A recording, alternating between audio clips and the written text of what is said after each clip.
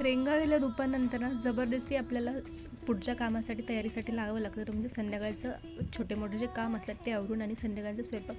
तर छान असा आराम केल्याच्या नंतर थोडंसं श्रावीसोबत खेळले. त्यानंतर आपली जी उरलेली कामं होती ती करून घेतली, जसं की कपडे घड्या मारणं, गॅस पुसून घेणं, गॅस उठं धुवून घेणं, भांडे वगैरे लावून घेणं.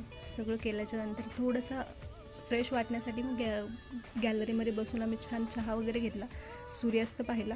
श्रावीला इथे बसायला खूप आवडतं. ती कंटिन्यू झाडाकडे पाहत असते ती आणि इथे खेळत असते. छान फुलं आलेली झाडांकडे तिने तिची जी खेळणी आहे ती पण ठेवलेली आहे तिथे छोटे.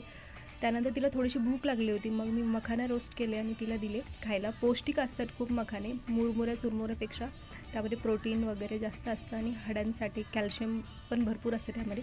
तर रेसिपी मी नक्की टाकेल. त्यानंतर संध्याकाळचं स्वयंपाकाला लागले. तर आज काय सिंपल साधा बेते, वरण भात, भेंडीची भाजी आणि पोळी.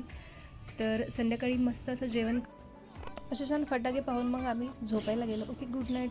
भेटूया पुढच्या ब्लॉगमध्ये उद्या. आजसाठी एवढंच. Okay, bye.